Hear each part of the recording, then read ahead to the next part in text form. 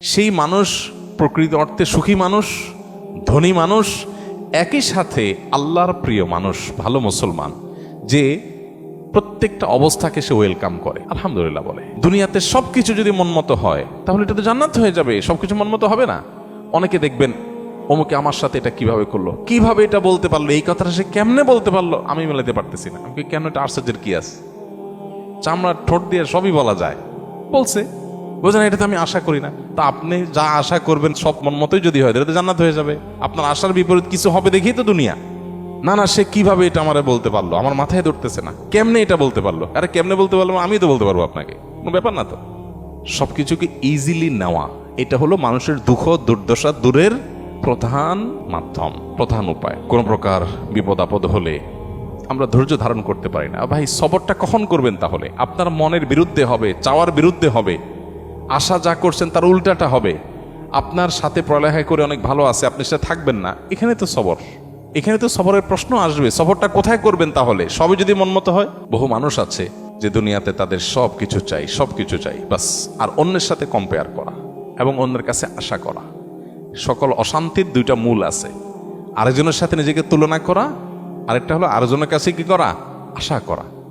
মানুষের কাছে এত বেশি আশা করা উচিত না।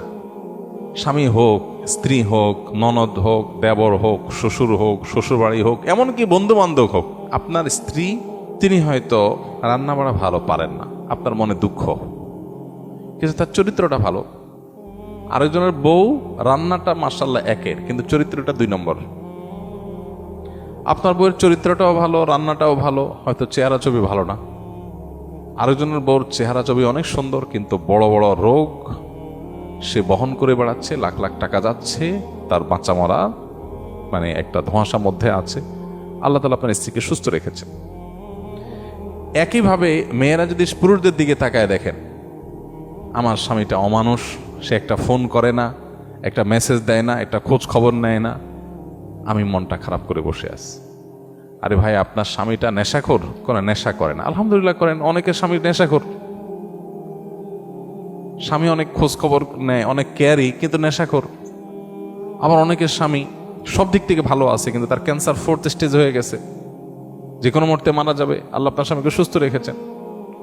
আপনার স্বামীর খুব বেশি উপার্জন নাই, আলহামদুলিল্লাহ, উপার্জন নাই, কিন্তু আল্লাহ তাআলা অনেক দিক থেকে তাকে ভালো রেখেছেন, অ্যাডভান্টেজ আছে। একজন ইমানদার, সে সবসময় পজিটিভ জিনিসগুলো দেখবে। শেখ মোহাম্মদ মোতাওয়াল্লিয়া শাআরবী, মিশরের একজন বড় স্কলার, কোরআনে কারীমের একজন বড় মুফাসসির, তার একটা ছোট স্ট্যাটাসে তিনি লিখেছেন যে কারোর ঘর যদি চুরি হয়ে যায়, চুরি হয়ে চোরের সব নিয়ে যায়, সব বলতে যা যা নেওয়া গেছে, তারপরও সে ঘরে ঢুকে যদি দেখে যে খাটটা আছে, আলমারিটা আছে, আলমারির ভিতরে সব নিয়ে গেছে, আলমারিটা আছে, সে আল্লাহর কাছে শুকর আদায় করবে, যাক, ভারী ভারী জিনিসগুলো নিতে পারে না, আল্লাহ শুকর, এগুলো চোরে নিতে পারে না। এগুলো যদি নিয়ে যেত আমি কি করতাম? যাক, আলহামদুলিল্লাহ, চোরে নিচে দেখে কিছু গেছে, কিছু আছে, যদি আগুন লেগে পুড়ে যেত তাতে সব ছাই হয়ে যেত। আপনি বিপদে আলহামদুলিল্লাহ কেন বলবেন, তার সায়েন্সটা এখানে।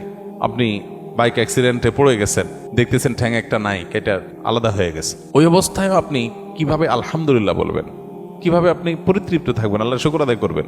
সায়েন্সটা কি? সায়েন্সটা হলো, আপনি দেখবেন যে মাশাআল্লাহ আপনার আরেকটা পা ভালো আছে। এই একই অ্যাক্সিডেন্টে বহু লোকের 2 পা শেষ হয়ে গেছে, বহু লোকের জীবনটা শেষ হয়ে গেছে। আপনি যখন ওইটার দিকে তাকাবেন তখন বলুন আলহামদুলিল্লাহ, ওর সাথে কম্পেয়ার করলে তো আল্লাহ আমাকে ভালো রেখেছেন। মানুষ ভালো থাকার জন্য তার মেন্টালিটিটা সবচেয়ে গুরুত্বপূর্ণ। আর এই কথাটাই নবী সাল্লাল্লাহু আলাইহি সাল্লাম মাত্র 3 শব্দে বলেছেন, আল গিনা গিনান নাফস। মানুষের মনের সচ্ছলতা, মনে থেকে যদি কেউ ধনী হয়, সে হলো আসল ধনী, সে হলো আসল সচ্ছল। কেউ যদি নিজেকে অভাবী মনে না করে, আর যদি অভাবী মনে করে, তাহলে কোটিপতি হওয়ার পরও সে ফকির। কারণ সে চিন্তা করবে আমার চেয়ে বড় কোটিপতি আরেকজন আছে, তাহলে আমার তো নাই। আমি সবসময় চিন্তা করবো আমার চাইতে খারাপ কত মানুষ আছে, আলহামদুলিল্লাহ অনেক ভালো আছে, আমার ভিতরে কোনো দুঃখ নাই। তো এই জন্য এই বিষয়গুলোর জন্য আমাদের মানসিকতার পরিবর্তনটা হলো সবচেয়ে গুরুত্বপূর্ণ বিষয়।